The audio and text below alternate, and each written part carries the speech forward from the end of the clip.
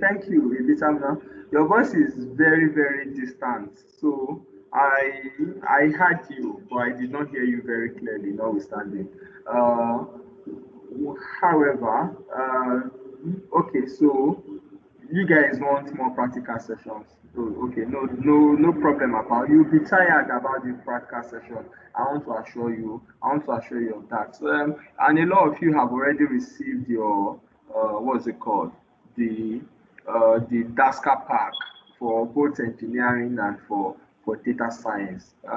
So again, in anticipation of those practical sessions, having the DASCA pack is just stage one. It's just stage one out of like three stages, and this is a journey. It's just stage one out of three stages. There is a what's it called? There is a virtual lab that you need to take and download on your PC, which is like a VMware that extends a Linux platform on your PC, that virtualized Linux platform on your computer. You also need to, if you are doing data analysis, you need to get the analysis one. If you are doing data engineering, you need to get the engineering one. It's also available in the office. It's already been downloaded, so you can save time of having to download all of that. So when you're coming, for those people who come around to the office once in a while to come and pick up stuff from the office, you also need to come with a flash drive or with your laptop, so that you can copy that material. But we too, we are very, very careful about how we also admit people to the office, because almost all of us are working remotely in the office. So maybe when you come around, you probably find two people or three people around maximum. So we want it to be scheduled in such a way that a lot of people are not going to fill this place. That safety stuff is very, very important very important to us. But with your workbook, so for those that already have the pack, in your workbook, those practical stuff, they are already there in the workbook, and those are the things that are going to be taught in the class. So if you already have your pack, if you already have the virtual lab set up on your PC, you can even be ahead of the class for in terms of data engineering and data analytics. Those stuff are already right there in the class, you know. And then visualization, of course, that one started maybe this week. So you had some practical session, and I also took you through some practical proposal writing session last week, which are going to continue this week. So yes, maybe it's not that you've not started getting your hands so dirty as such, but notwithstanding, there is enough for you to even do at the moment for those that already have the material. Okay, so I'll go to Henry. Henry, what's your take on all of this?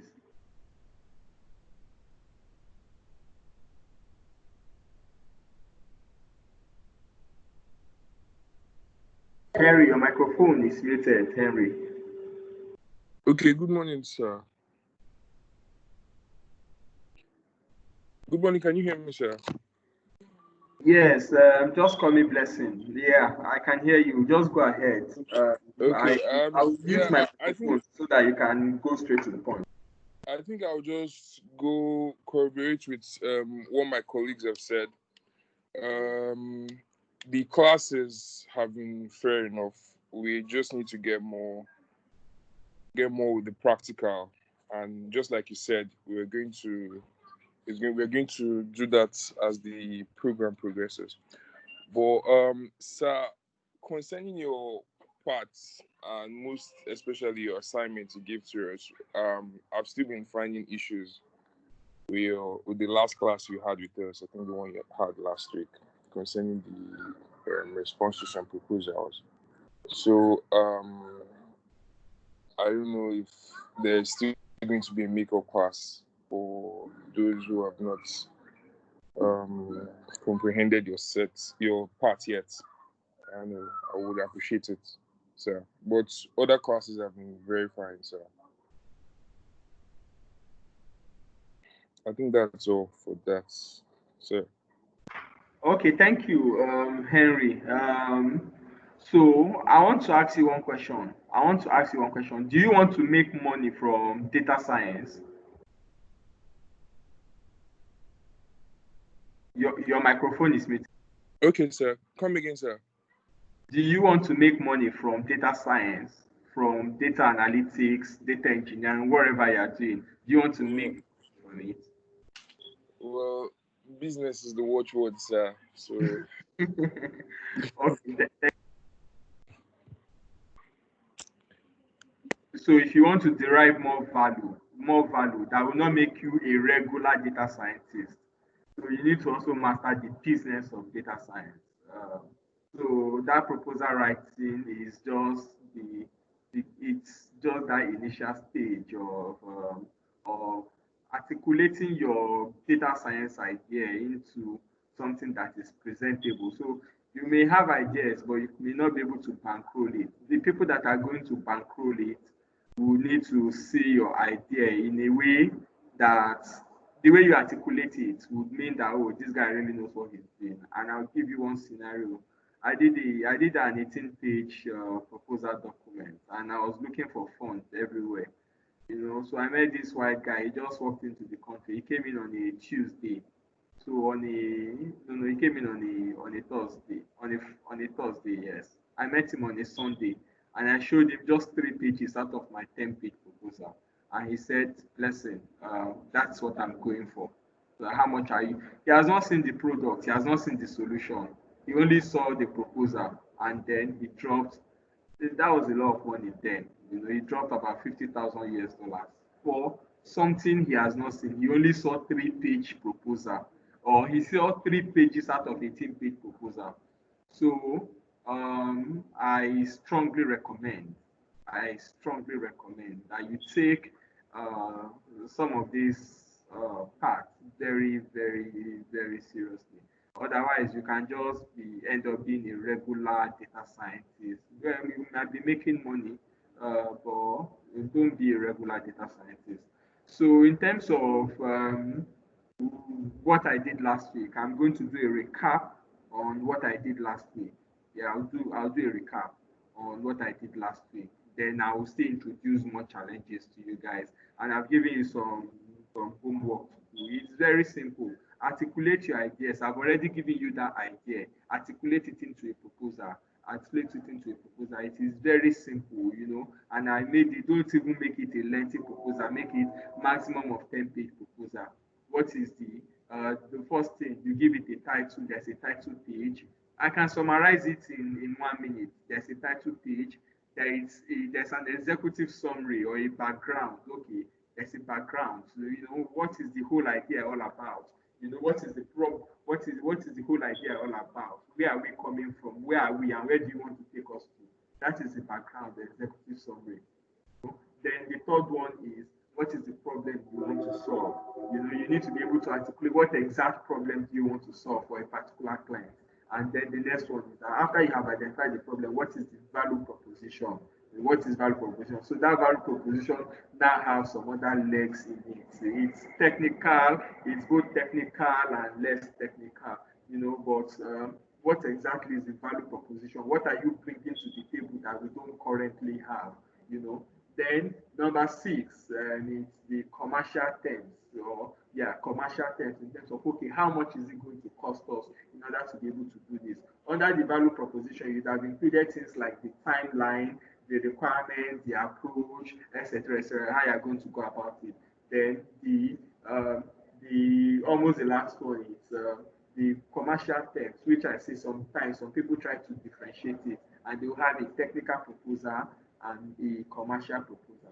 It, that is it in a nutshell. So whenever you have an idea, a lot of you guys on this call, I know there were different times you have said to yourself, "Oh, what a fantastic idea!" or "I have this idea." Then you say that idea to a friend, but really, that is where it ends for many people, and that idea will just fizzle out. You cannot probably take it further than that.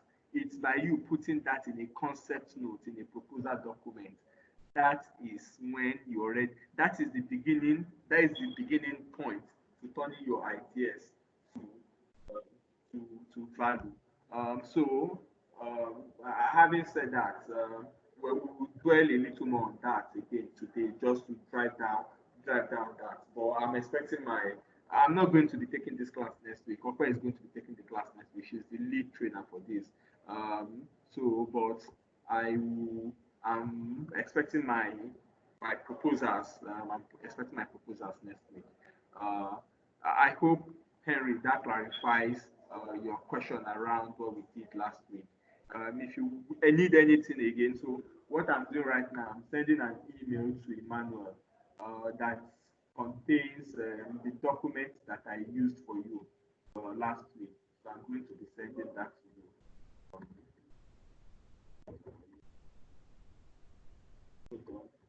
I'm composing an email and I'm sending this to Emmanuel. Okay, so um, just a minute, just 1 minute.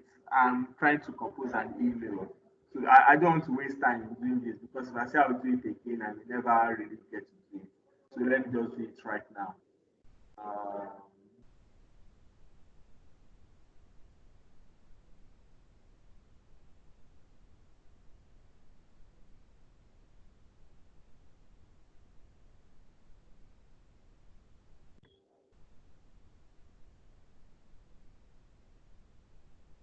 okay, so what else?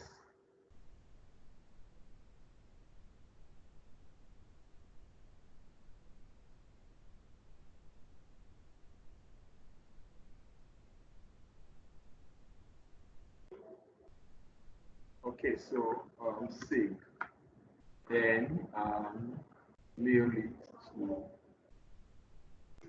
okay, Emmanuel, please share. Okay, so Emmanuel has a proposal. So don't ask me about the proposal that I shared with you last week, because for me, I think I've already sent that to you if I have given it to Emmanuel. Okay, back to that assessment. Okay, so I want to hear. I'm not going to call anyone now. Can we hear from someone that is going to say something that is completely different from what other people have said? I know a lot of people say, okay, I agree with people who have already spoken. Yes, I know. Um, so let's talk about something else that somebody else have not raised so that we can save time and go into the business for the day. So the floor is open. Just raise up your hand and I'll call you.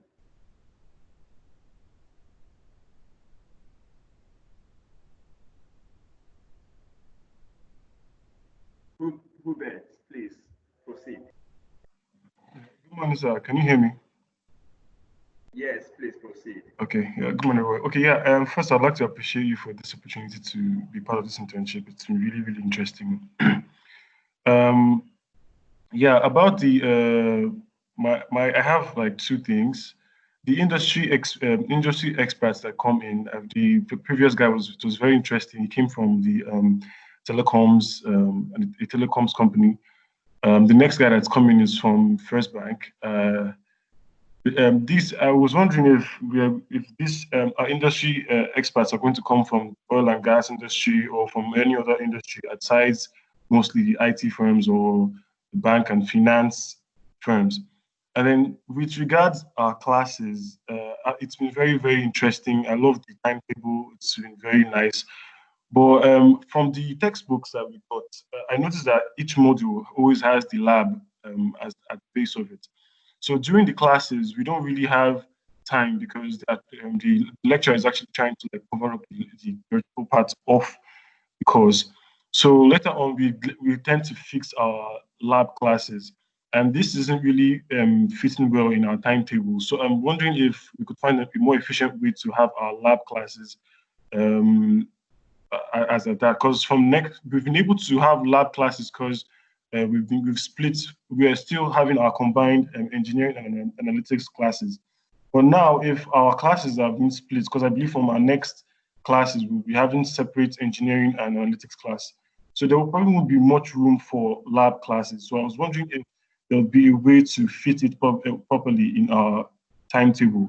Aside this, every other thing has been perfect. Our lecturers are really smart and brilliant people, and I really appreciate everything that has been done so far. And also the materials, I was wondering when we'll be able to access the materials. Yeah, Mr. Emmanuel has found a way to help us access the what are they calling it, the videos. But the thing is, it's data demanding, massive data demanding, and some of us don't really have it's like access to that much data to stream each and every one of those videos. So if we could probably get a PDF files of each of these documents, it's going to be very useful for us to study outside the classes. I think these are my personal issues and feedback with regards to class. Aside all of this, everything has been really nice. Thank you very much, sir. Thank you, Robert.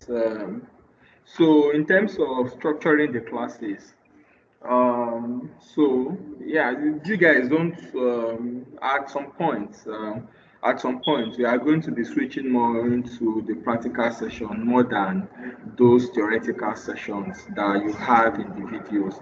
So at some point you will not even be following those, will not be going through those slides that those lecturers or the faculties are currently using. We will not be using that. The focus will essentially be on the practical session, because of course you've gone to the university. A lot of you guys here made a 2-1, a lot of you guys made a first class, there are a lot of guys on this call that made a first class from the university. So so in that case, we expect you should be able to read the material. That's also why we are giving you the material. The most important thing would be to be able to practicalize those things and put them in real life, context. From next week, well, it depends on the faculty that is leading the class. There'll be lots more focus on the practical session than the what's it called? Than the theoretical session. So you spoke about data streaming PDF version. So the way it is that, so when you look at the relationship between man and God, man has his own responsibility and God has his own responsibility. So if you are a farmer, for instance, if you're a farmer and you need to plant, it's planting season. So it's God's responsibility to bring the rain and to make the sun to shine. So the plant that you want to plant is going to depend on the rain that God is going to provide, and it's also going to depend on the sunlight that God is going to provide. But it is your own responsibility to put the seed in the ground and to till the ground. So in terms of data, in terms of having laptop that is functional, that is 100% your own responsibility. We have provided a whole lot of other things for this particular relationship. So that is your own responsibility. I think there is no, for that DASCA training, the PDF material is not available. If it's available, for what is available, we are not going to share that with you. You already have the textbook. So with the textbook, we believe that with the textbook, you already have the material, that you have all the material, everything that, in fact, the textbook that you have is more comprehensive than the PDF documents. So those PDF documents you are making reference to, they are just the lecture materials that we use. They are not comprehensive, they are not detailed, they are just guiding us in delivering the lectures. In terms of those that we are bringing people across different industry. It's not, so it depends. It also depends on the availability. I think sometime maybe some guys from insurance are going to be coming, oil and gas will be coming, different people are going to be coming. And this takes me to my own feedback. So a lady came to the office, or someone came to the office. I'm not sure whether it's a lady or a guy, but someone came to the office to pick up his or her material. And I asked a very simple question, please, can I meet you? Can you introduce yourself? Like, okay, maybe it's just a snap interview. So maybe I wanted to enlist people on the project, and I decided to pick from the graduate training, maybe from the graduate training pool. We have graduate training pool. So if we want to hire anybody for now, I think it's more or less going to be from the graduate training pool that we're going to pick people from, rather than picking people from the outside. So I asked her, please introduce, can I meet you? The person only gave me 2 sentences or 1.5 sentence, Then I was wondering that, okay, so if we even have a job offer somewhere and we decide to recommend this particular person, that, okay, why not go and do this particular interview and get this job in a company? Is that really how you're going to sell yourself, for the people who want to hire you? So I was 100% disappointed. So also as part of this, at some point, we are going to be bringing some HR experts as part of the expert session. We are going to bring some HR experts. And the way Tokbe conceived it, so maybe we should have a panel session where you have HR experts, then you have some of those people that are potential recruiter.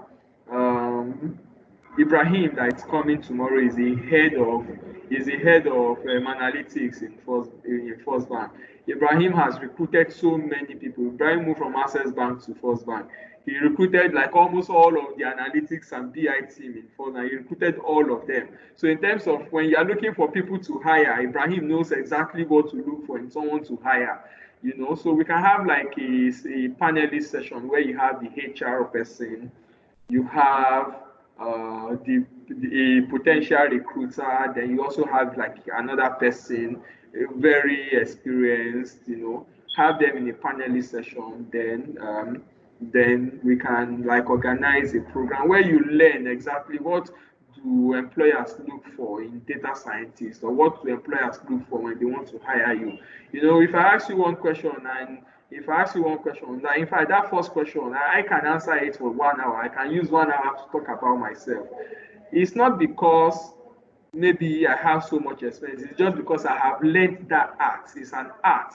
By the time you finish saying it, the recruiter will just say, okay, that is the person I want to go for, and that is the first impression. So if the person is giving you, okay, give me the opportunity, make a first impression for me to hire you. So those are some of the skills that you strongly need to develop.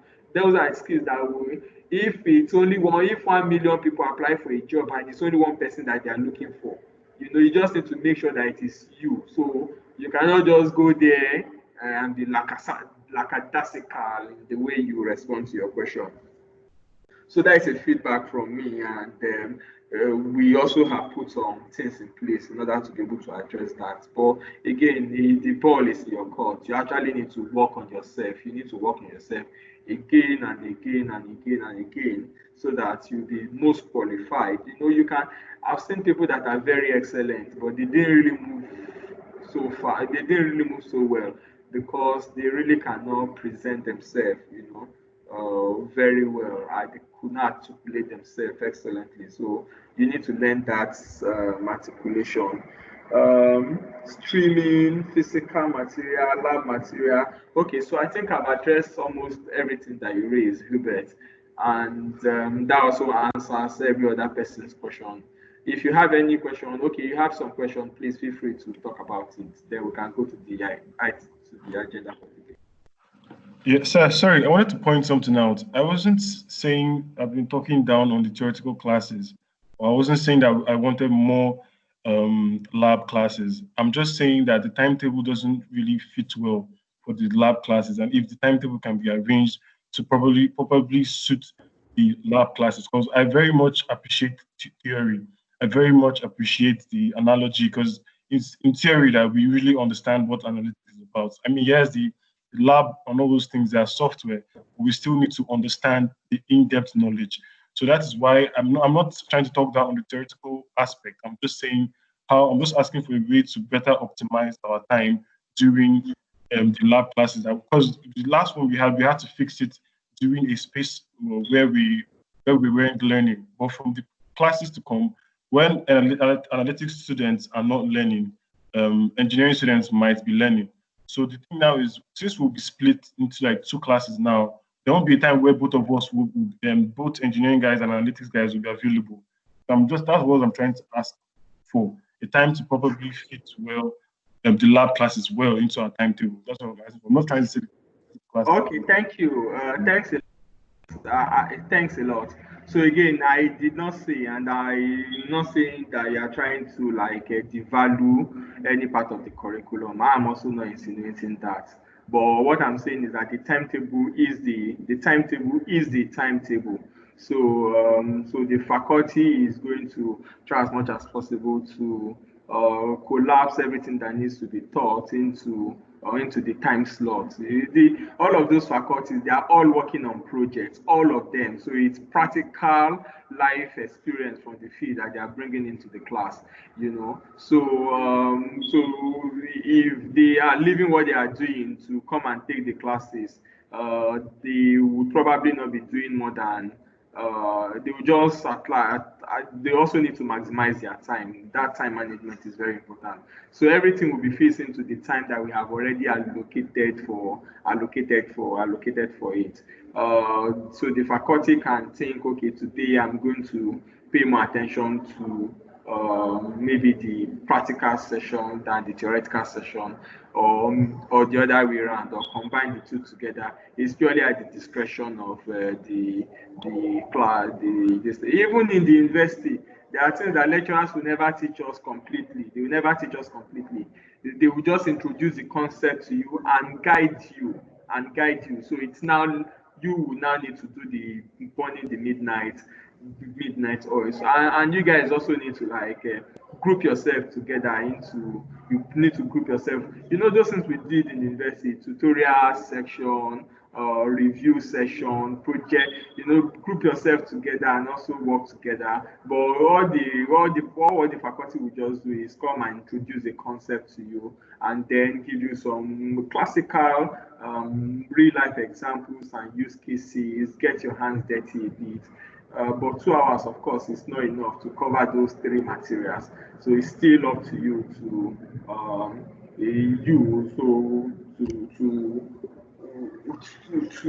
make sure you cover the material beyond what is taught in the class. I'm not devaluing what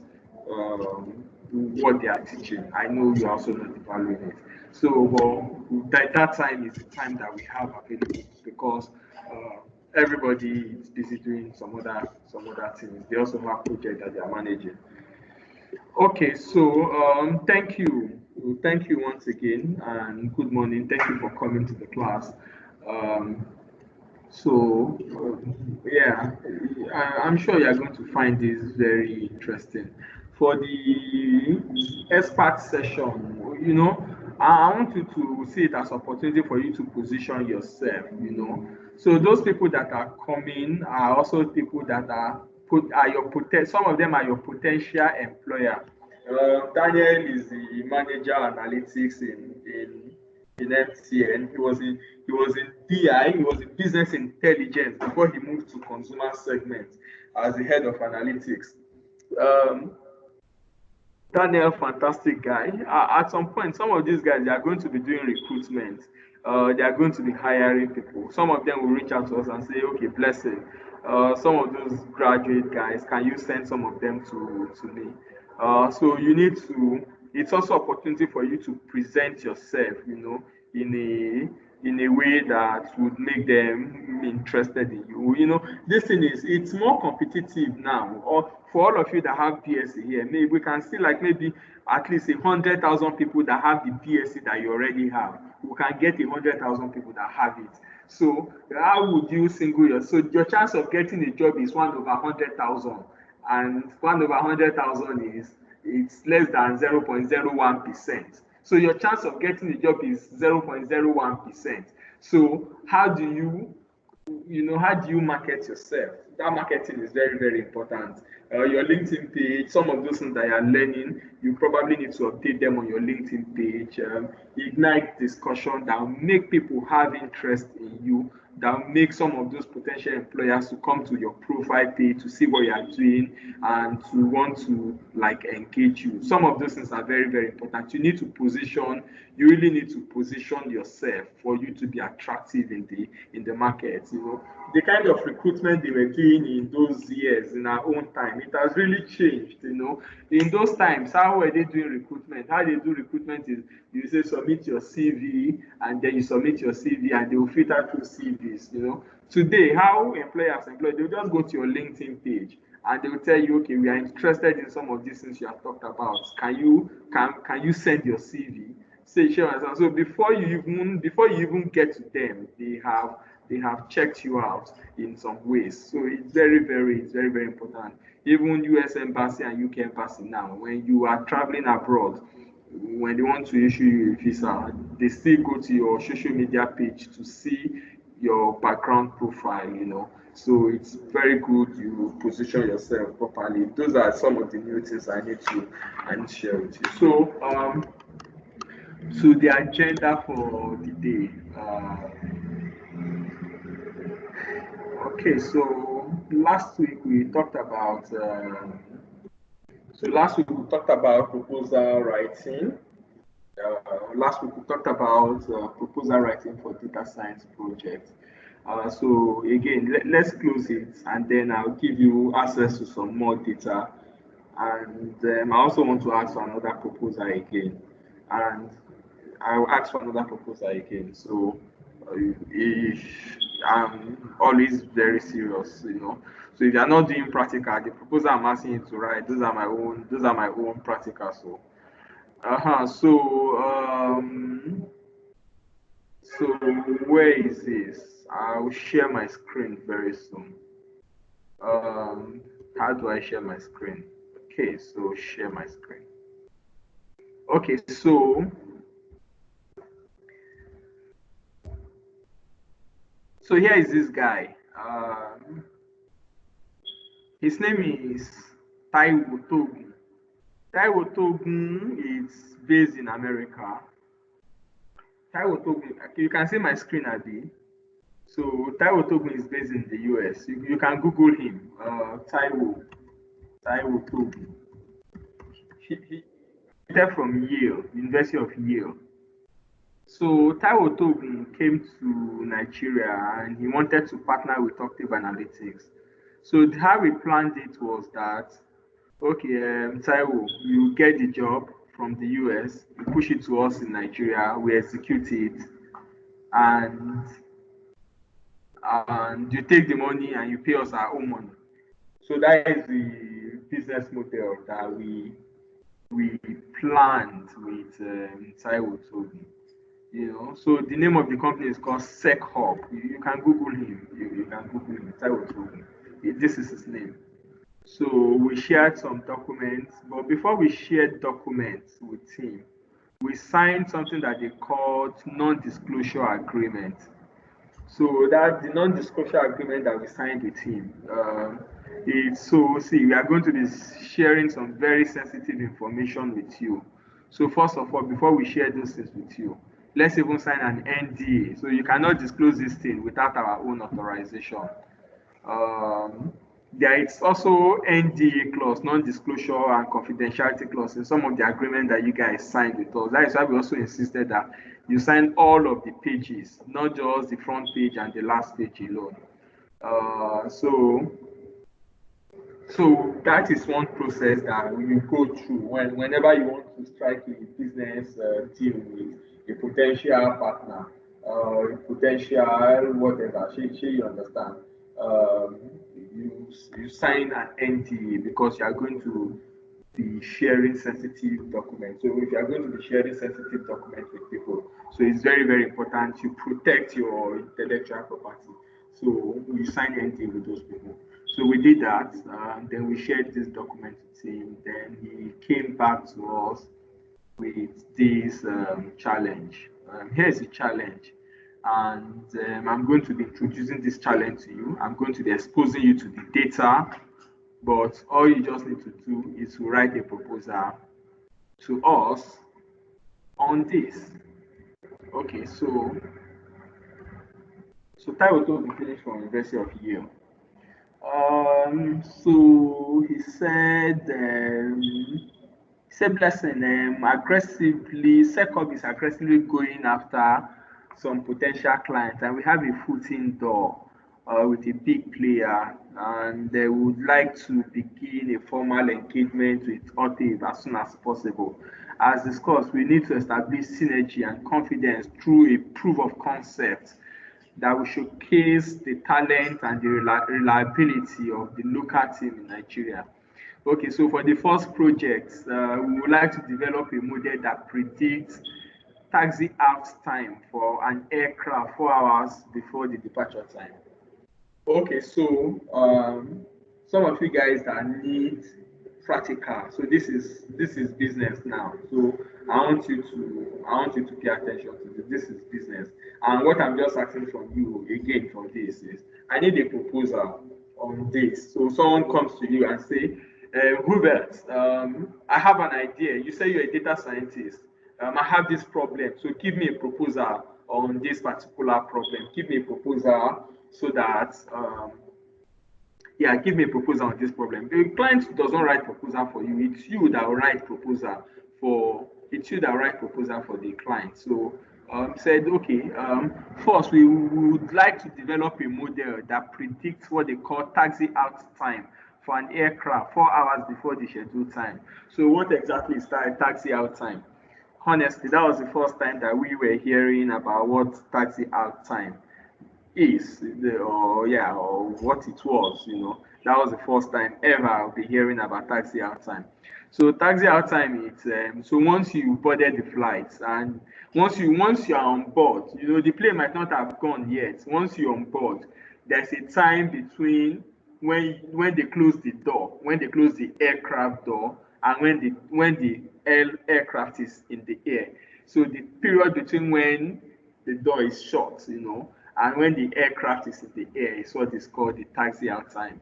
So most of the time, it's if that airport is very, very busy, if it's a very, very busy airport, you know, the taxi out time can be significant, and it has impact on fuel that is generated, because for that aircraft to be on the ground, or while the engine of the aircraft is running, though it's on the ground, the door has already been shut, but the engine will be running, so there is fuel. So when you accumulate all of that fuel together for a period of 1 year, you just realize that, see, you have wasted a whole lot of money if that time has been reduced. At times, flights get delayed up to 50 minutes. Sometimes they get delayed up to 30 minutes, So imagine if a flight flies every day in a year and that flight got delayed on the average of 30 minutes.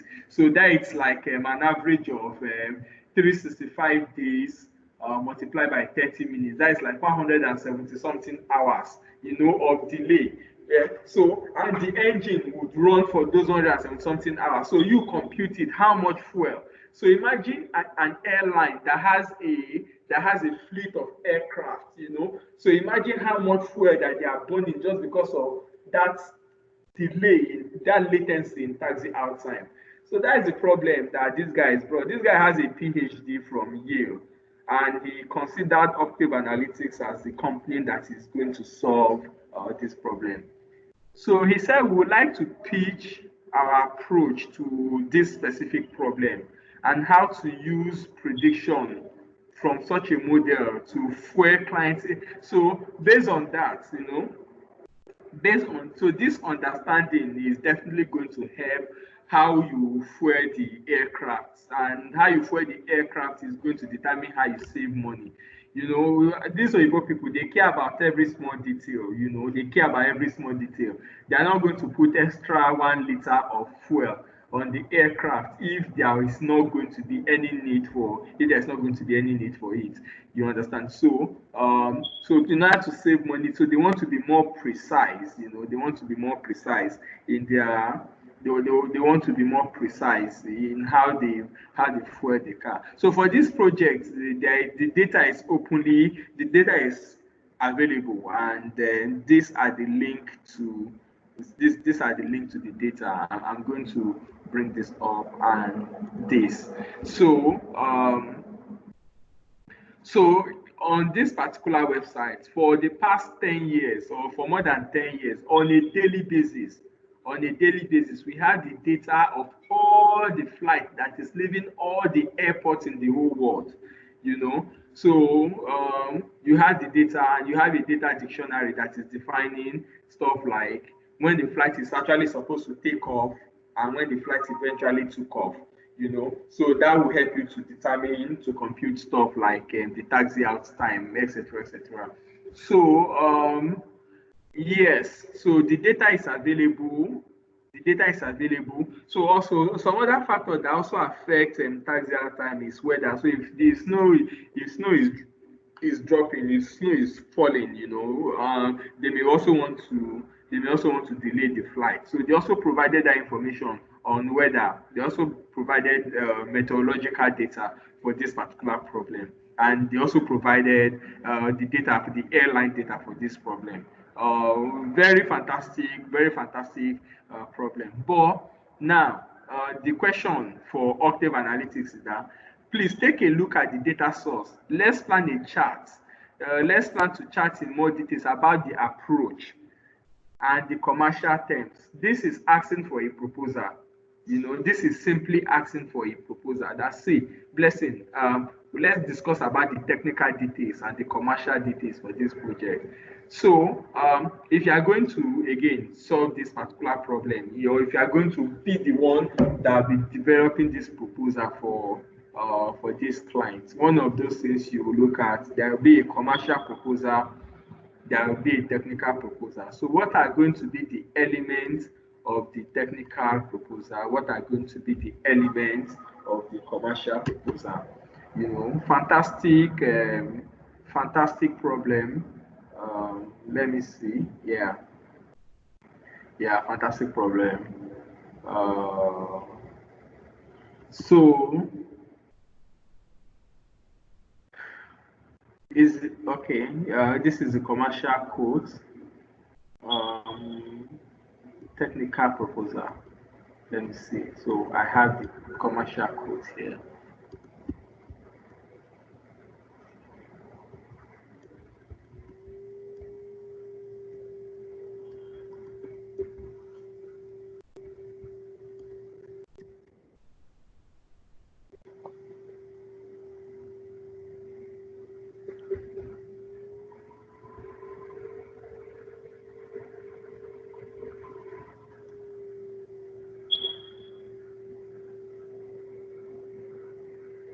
Okay, so before I proceed, is the problem clear to you guys? Do you have understanding of the problem? Do you want to ask more questions? Do you want some more clarification about the problem statement? I'll pause for like 3 minutes for you to ask your question about the problem statement.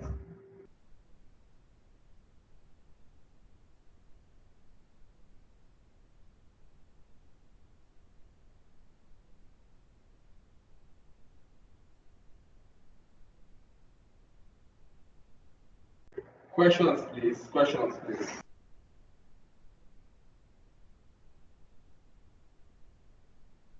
If there are no questions, what about comments? I need some comments. I don't want to be the only one that is talking. So I need some comments about the problem. I'm going to project it again for you to see. This is, where's it? Yeah, so here's it. So you can see my screen. Yeah, so you can see my screen. So yeah, so feel free to read and ask me questions.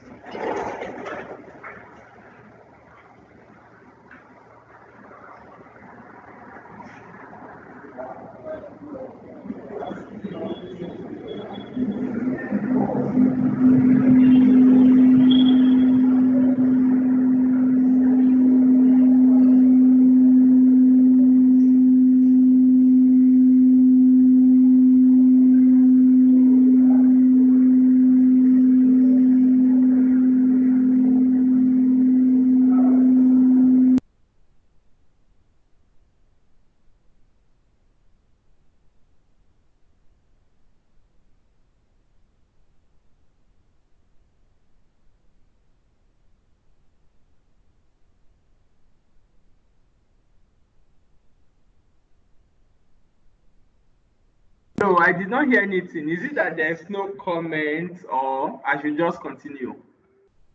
Please, who is the class captain? Someone should just say something now, so that I'll be sure that I'm not just talking to the air. I have a comment, sir. Go ahead, you wait. Go on now. Okay. So basically, I get the point that the taxi out time is the time interval between when probably the cargo or the plane is being loaded, and when the plane leaves the earth or leaves the ground. So now, usually, I think this particular period of time is also going to be affected by the check-in time. So I feel it's not solely the plane's problem, but also you have to impute human factor into this particular problem, because some people might arrive late, some people might arrive earlier than usual. The check-in time might be quick, the check-in computers might be down, or the network might be slow to check in passengers into the plane. So that can also affect the taxi out time. So I don't know what else exactly to say, but I feel like we'd have to engraft somewhat of a human factor model into this model that's going to be designed. I mean, yeah, it's wise to also to insert the weather factor into it, which they pointed out. Because obviously, if it's raining or the weather is bad, flights could even get cancelled. So that's going to even extend the taxi out time to even be longer than the projected flight time. So there's a whole lot to consider, and I don't know if it's possible for all of that to be like. But I really love to see how it's possible to predict, because this prediction is going to be very difficult if you ask me, because the factors to be considered are factors that are not so much in our power. I mean, we can't really control the weather. I mean, yeah, there's technology to actually determine rainfall and control rainfall, to actually make rainfall occur or to slow down rainfall. But I don't think that's going to be good to prefer or propose to these airlines, because that would incur more cost for them to carry out such technology. For the human factor, probably you'd have to send emails to constantly remind your passenger that they should be there on time. I mean, that could also improve the arrival time of the passengers. But then the check-in time is also going to be dependent on the systems on ground that is being used to check in the passengers. So, yeah, you said we should drop comments. I'm not really trying to ask questions. I'm just trying to add. Yeah, Daniel is about to say something too. I like this. All right, I think that I'm done now. Okay, thanks, Hubert. So your the delay of a passenger really does not really matter here. If a flight is supposed to take off by 6 o'clock, if by um, if by 6:30, if by 5:30, for instance, they are closing counter for onboarding new passengers to that flight by 5:30, so even if the guy now comes by 5:57 and the aircraft is already about to take off, they are not going to wait for the passenger. So almost every time, problems like this that you even don't understand the details, problems like this are going to always drop on your table.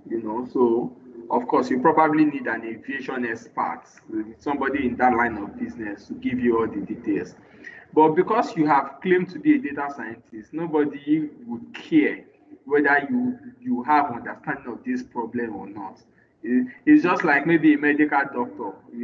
Someone traveled to the US and he has malaria, but the doctor in the US has never treated malaria before all of his life, even though he's been practicing medicine for the past 20 years. you know but you have malaria, then you went to the doctor. You, the patient, would not care whether the doctor knows about malaria or not, as long as it's a medical doctor. So that is, you just need to solve this problem. So the same thing happens to us. You call yourself a data scientist, say, okay, Shebi, you say you're a data scientist. We have a problem here. This is a data science problem. Come and solve it. So, how exactly do you solve a problem like this? So again, I'm going to just do a quick recap of what we thought last week, and by 11:30, I'm going to be ending the class. So Sorry, yeah. I don't know how his hands raised. Oh. Yes, sir. Thank you very much, sir, for this use case. It's actually a very interesting one.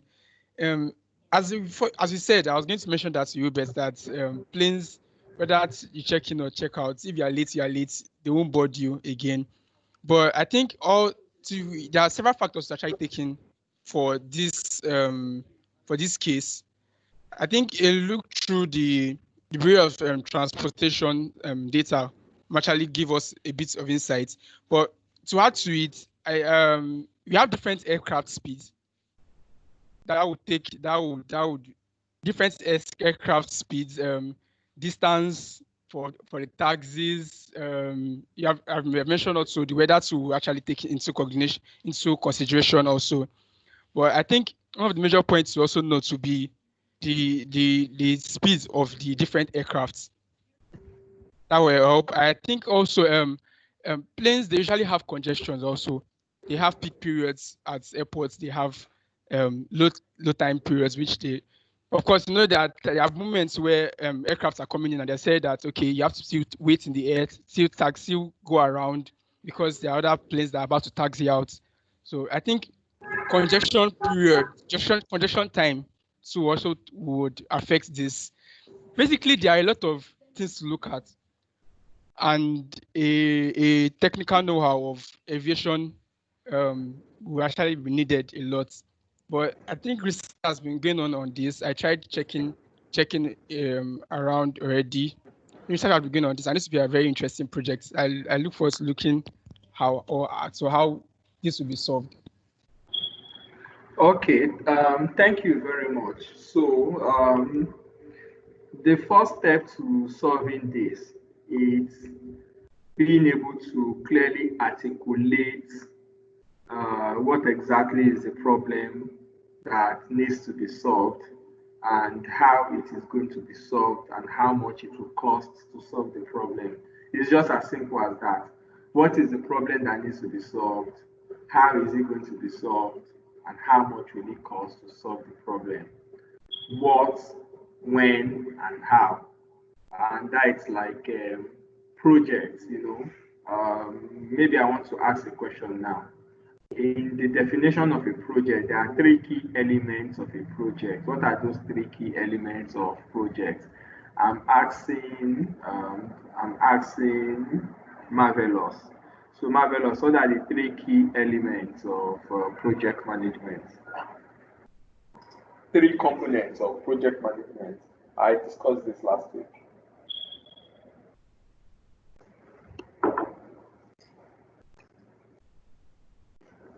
Your microphone is muted, Marvelous. Are you on the call? Is Marvelous on the call?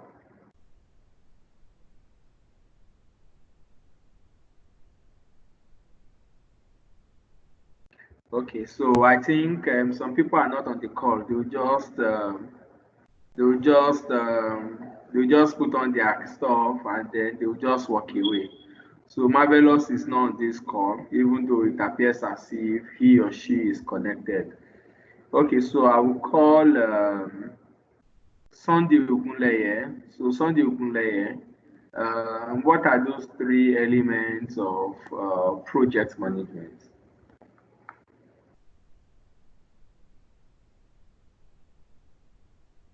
Sunday Ogunleye.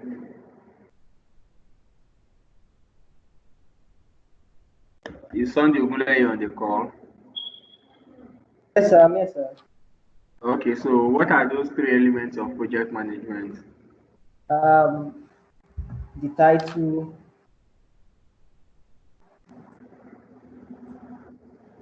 Okay, you got it wrong. Let me go to the next person. Ebube Okoli. What are the three elements of project management? Three components of project management.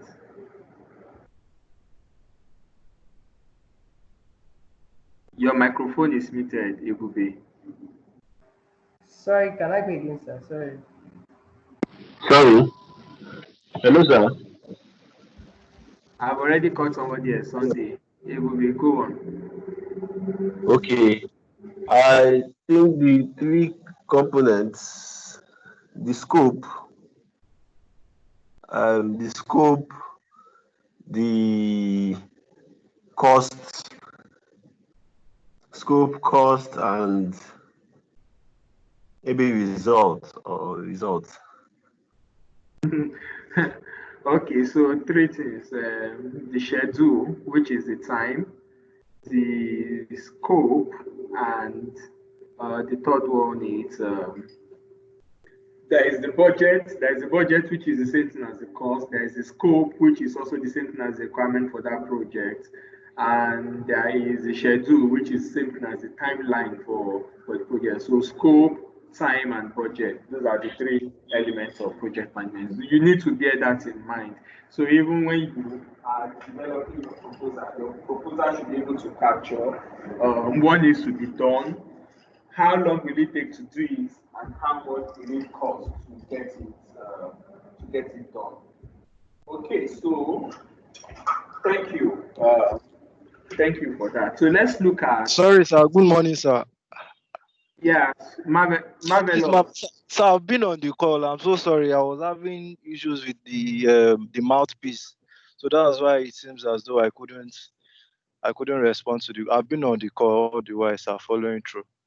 So we can tell who has issue with mouthpiece because when I call you to talk, you will unmute your microphone. So when you are not unmuting your microphone, I do not think you really have issue with the mouthpiece. But let's proceed. We are just taking note of all of that. So the second problem has been articulated. So a client just came to you, just sent you a proposal, okay, or your boss sent you a proposal, okay, sent you a problem statement. I need a proposal, okay, we want to go to Kwara State Inland Revenue. We need a proposal to use analytics to drive revenue generation for Kwara State Inland Revenue. Problem from nowhere. People give, oh man, I've seen different kinds of problems that people will just come, they'll just wake up overnight and think that it is you who claim to be data scientist that will solve your problem, that will solve their problem for them. And you need to give a trial. You need to give a trial. And now on electricity, National Electricity Regulation Commission, they said, oh, we need a data analytics proposal for, they'll just state the problem that way. Yet you still need to come up with a solution. So how do you approach that solution? So first of all, again, this was the document I shared with you last week. I've already shared it with Emmanuel so that I can share with you. So you start with a contest, there's a contest, like in the taxi out problem, there's a contest. We call this background. This is like the background, or this is like the executive summary. So there's a contest, there's a background, there's a contest, there's a background, there's an executive summary, which succinctly articulate the where we are coming from, what we are coming from, and what problem are we facing, and how we think we can help as a company to solve it. So there is a contest. It's always the beginning of your proposal. You understand? So imagine you are doing this for Air Peace Nigeria, or maybe you are doing this for Virgin Atlantic, which is a global company. So how do you write the proposal? You start with, okay, Virgin Atlantic have been in business for the past 15 years with 200 airlines supporting more than or flying across maybe 300 countries in the whole world. So imagine an airline like that. They are going to really have a huge fleet of airlines that are aircraft that are flying across the whole world. So in a situation like that, how do you, so you need to give a background, you need to give a background. Then how do they manage their logistics in terms of boarding aircraft, boarding passengers, and flying? Sure, you understand? Then in the process of all of this, what systems are they using? What challenges are they facing? So how much? So if me I'm writing this now, I will now start making reference to how much do they really spend on fueling all the aircraft, or how much time do they waste? So with that open data, you'll be able to tell.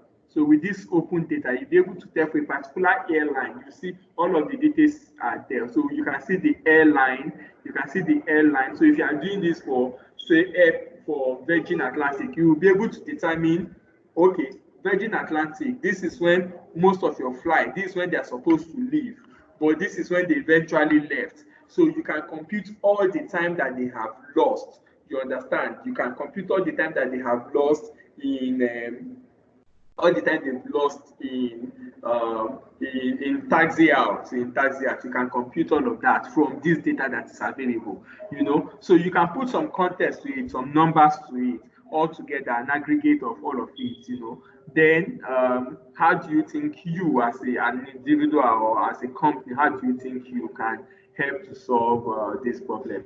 2 pages, nothing serious, nothing serious. At times it can be limited to only 1 single page. It's still not a problem, you know. So after that is to now spend 1 page. You can see just bullet points to highlight what are the problems. You know, what are the problems? So for taxi out time, what is the problem? It means you are burning fuel. It means there may be some delays, and you may not be able to even communicate that delay properly. You know, for people that are at the other side, that are waiting for the passengers that are about to take off, they are going to be burning of fuel. You know, there's going to be cost that is incurred in burning those fuels, you know, and so many other issues. So all of the problems that you can possibly think about, you clearly highlight them, and you know, you put some bullet and some flesh to it. You know, you can make it graphical in a way that some creative chart. You can put some creative chart to it, so that it will make some sense. But this is what is done here. This is essentially a global company that is doing a proposal. But 1 page, these are the problems they intend to solve. 1, 2, 3, 4, 5, 6, or maybe 5, maybe just 5 problems. It's what they want to solve for this particular business. You know, so the next stage is the so this business challenge stage, is what they also call problem statement. So this business challenge stage is also what they call it problem statement, or problem statement. Yeah, they call it problem statement, or what? Or business challenge. You know, so this is number 2 step. So number 3 is, okay, so what exactly is your value proposition? So number 3 is the value proposition in terms of, so how do you intend to solve this problem? You know, you want to apply the machine learning concept. You want to apply machine learning concept. You want to apply some artificial intelligence, whatever, to be able to solve. You want to apply, you know, clearly articulate how you're going to be able to solve the problem. So the way I normally do it is that I just put it in bullet points. But it's an art. It's not a science. I would not want to share how I do it with you. But the way I do it, I don't want to show you, but I can share with you. I have like maybe 3 points. Pam, pam, pam. Okay, you don't have this. I'll create this for you. You don't have this. I'll develop this for you, and then I'll put some governance infrastructure around it. So in terms of, I look at it in terms of infrastructure. Is there some infrastructure that they don't have that is making it difficult for them to be able to track taxi out time? So I'm helping to set up that infrastructure. Okay, is there a data that, okay, you may have the infrastructure, but you don't have the analytics expertise. You know, you don't have the expertise in order to be able to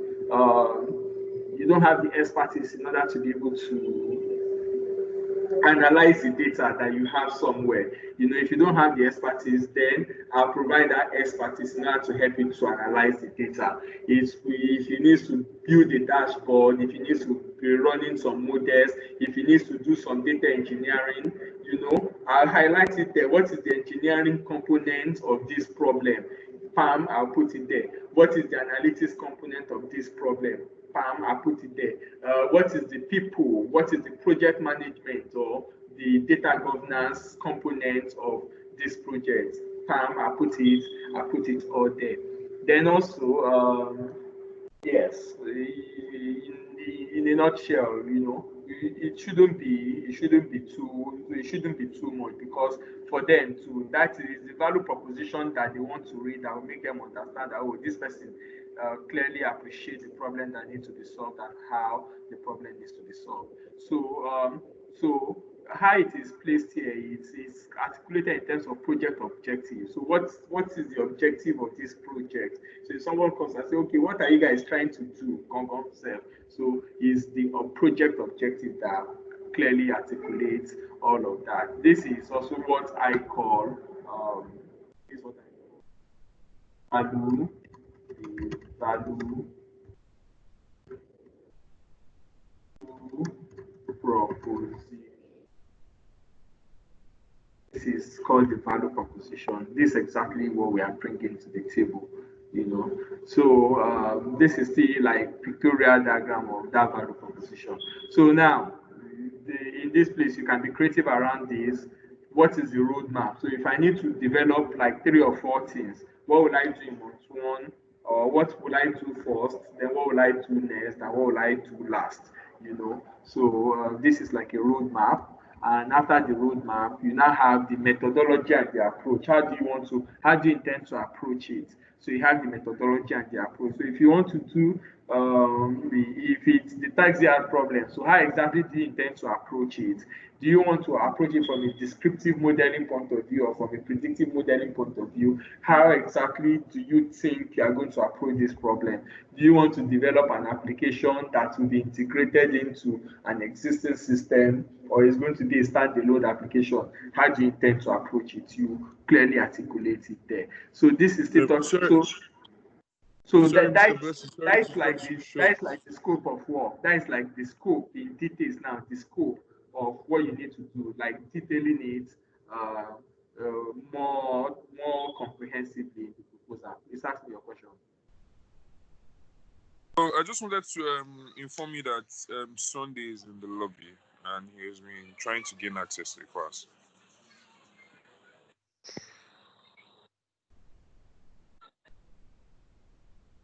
Please.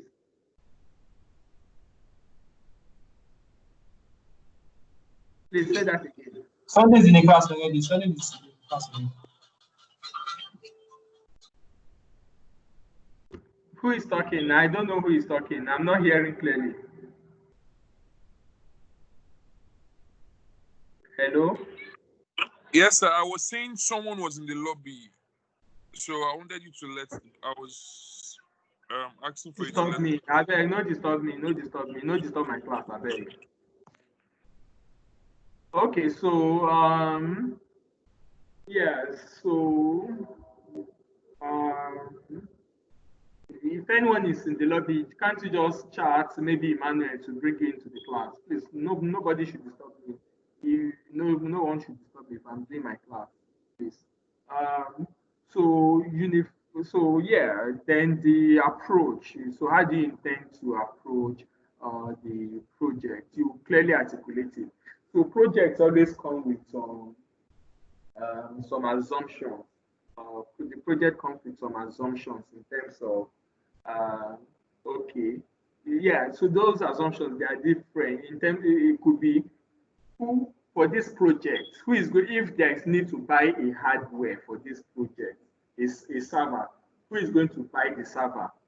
Or is it going to be in the cloud or is going to be on premise? There are some assumptions around the project. Is it going to integrate with the existing system that you already have, or it is just going to be a standalone application? Are we the one that is going to develop? Are we the one that provide the software for the development, or is it going to be the client that will provide the software for development? So some of the assumptions, around the project, they also need to be clearly articulated. A whole lot, this is that point where you put everything that is on your mind, everything that's on your mind about the project. This is the point where you put it. This is the point where you put it down. Yeah, so you can also go technical in this place. You can go technical if you need to develop a solution that maybe you want to develop a machine learning or analytics solution that connects to the data source. Maybe you need to go and do web scraping from this website. This website they have highlighted. There is the airline website or airline traffic website. There is the weather website. So if you are connecting to those platforms to extract data, then you take it through some data mining process, and then you make the result to be out. So what is the architecture of that solution? You need to be able to make it clearly make it available, clearly design it, and put it out there. This is very, very important. People who do this are better paid. People who do this are better paid than people who write the code. I must say this, and in all honesty, people who do stuff like this, it means that they actually understand the problem and they also understand how to solve the problem. So people who do this, the data scientists who do this, they are a lot better paid than those that spend a lot of time doing all the coding and data engineering and the rest. So it is good you master this. Then how long is it going to take? You can articulate, okay, maybe it will take me 2 months to develop this, what I'll do first, then this, what I'll do next, and this, what I'll do next, then I will get it done. So there's a plan. All of this is still under the value proposition. All of this is still coming under the value proposition. So what is the team structure? How many people do you need for your project? You highlight it there. Yeah, so that's like it in a nutshell. Then after that, you now go to the commercial proposal where you clearly articulate um, how much is it going to cost, or yes, how much is going to cost. So yes, like a commercial model, how much is it going to cost? How do you want to charge? Do you want to charge one off? Do they pay you all at once, or they should pay you on a monthly basis, or you want to render it as a service where they'll be doing maybe monthly subscription or weekly subscription? Depending on your revenue model, you can just develop all of that and put it in a commercial proposal. And bros, they will now ask you a question, where have you done it before? With few examples of where it has been done. And that's about all. So this is like a recap again of what we did last week. I'm going to be sending another homework again. Yeah, I'm going to send another homework again that would also require you to develop a proposal. So this I can give you some extra time. I can give you till the end of August to submit the second one that I'm going to be sending. But I think it's straightforward. My material I've already shared it with you, and the problem statement I've also shared it with you. So I believe you should be able to do justice to this. This will require you to take your time to think about what needs to be done, and yeah, take your time to think about the problem and then articulate it clearly. When you are able to do this, you are one of the elite data scientists, not just the data scientists that went to read some online, that went to do some online video and is calling himself a data scientist. So I will take your questions for another 5 minutes. Otherwise, I will close for the meeting I have by. For the meeting I have by. I have a meeting for 12 o'clock, so I need to prepare for my meeting.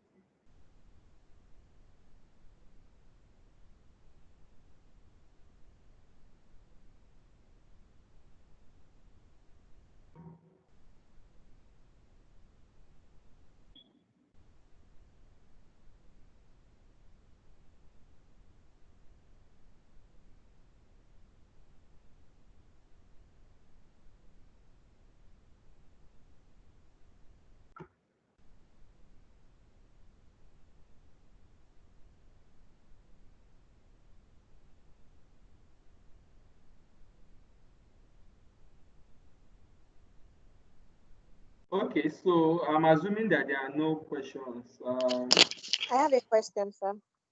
Okay, Madam Oyana, ask your question now. I'm sorry, sir. Okay, in the case of developing an app, sir, I want to ask, is it going to be under the CAPEX or the OPEX, sir?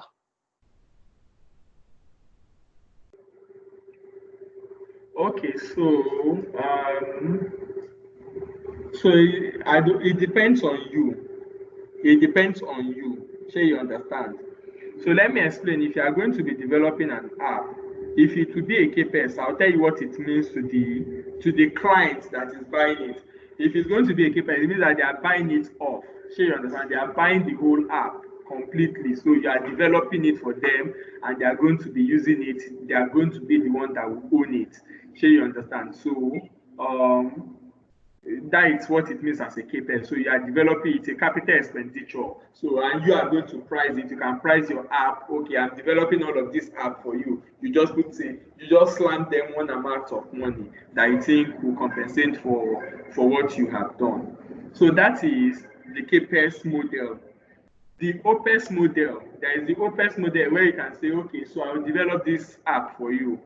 But as long as you are using this app every month, you pay me a particular amount of money. She understand? Yeah, so you pay me a particular amount of money as long as you are using this particular app. So if you are going to be using this app on a monthly basis, just pay me maybe X amount, X naira, every month. So they would every month they incur that cost. It's operating expenses. Shey you understand? And anytime they don't want it again, they can say, okay, we no longer want it, or we don't want it this month. No. So that one every month for the period of the contract, So that app that you also raised will also lead to what they call, there's the subscription model. There's a subscription model where they can say, okay, we have like 10 users. 10 users are going to subscribe to this. So it can also be a subscription model where you have a small amount of money that you charge each of the user that is using it. So if the client has 20 users, they pay more. If they have 10 users, they pay less. If they have only one user, they pay for that one user. So it can be based on a subscription model. And any month that they don't use it at all, they don't pay at all. But in OPEX model, once they sign that contract with you, even if they don't use it in that month, even they don't use it, they are going to pay because yes, that is a contract. You have a contract to provide a service for them over a particular period of time. So whether they use it or they don't use it, they will pay. In the CAPEX model, that one, once they have bought it, they have paid for it once and for all. So once they own it, it's for them once and for all. They don't have to pay again once they do the final payment. The OPEX model, within the period of support, you pay. Whether they use it or they don't use it, they pay. The subscription model, so that one is going to be pay as you go. So as many people that are using it, that is the payment that they are going to do. So if they don't have a lot of people paying for it, if they don't have a lot of people who paid for, if they don't have a lot of people who paid for it too, the subscription as Uber is yeah. Which solution? Let me give you some example of a subscription model. Yes, like Microsoft Azure platform. If you're using Microsoft Azure platform, it's like a subscription model. AWS subscription model. If you use, you pay. If you are not using, don't pay. So that is simply how it works. I hope that answers your question, Igube. Yes, it's Esther. I'm editor. Thank you very much, sir. Okay, thank you. Okay, thank you, everyone. Is there any other question? One more question, one last question. Yes, sir, I have a question. Please go on. Please go on. My question is on the But you need to speak out so that I can hear you. I'm not hearing you. My question is on the problem statement. Okay. You said airline timeout. Is it for a particular airline or aircraft? Okay, aircraft. Like airline is like airfield, all the aircraft in airfield, or every aircraft in the world that goes out. And then I don't really get the 4 hours departure time. Okay, so you can do a lot more. You can do some more research. You can do some more research on you can do some more research on all of you can do some more research on that in terms of taxi out time. You can do some more research on that, of course. When you have a problem like that, you definitely need to do more research beyond the problem statement that has been provided. You need to do more research. Having said that, In this case, who is going to be your client in this case? What do you think? Who do you think will be your client in this case? I'm asking the determiner. I don't know. Perhaps an airline. So it's the person who is paying for the fuel. It's the person who pays for the fuel. You know, those taxi out time is whosoever pays for the fuel that will be interested in this problem, because that is the problem they want to actually solve. They want to minimize how much fuel they are putting in the aircraft. You know, at the same time, the fuel will be sufficient, but the fuel will also not be too much, so that they can allocate their resources properly. So if that is the case, if that is the case, who pays for that fuel is the person that is the client in this case. So it's not going to be the pilot. It's not going to be the pilot that is paying for the. It's not the pilot. So it's going to be the airline. It's airline like Airpeace. So that is the client in this case. It's like Virgin Atlantic. That is the client in this case. You know, and that Virgin Atlantic will have a pool of aircraft that the fuel, and those aircraft, they are subject to, in many cases, to taxi out delays. So, and you want to build a model that will predict a delay and then recommend solution. Ladies and gentlemen, thank you again for coming to the class. I hope you enjoyed today's class. Uh, that is it from me for today. I jump to my next meeting. Bye.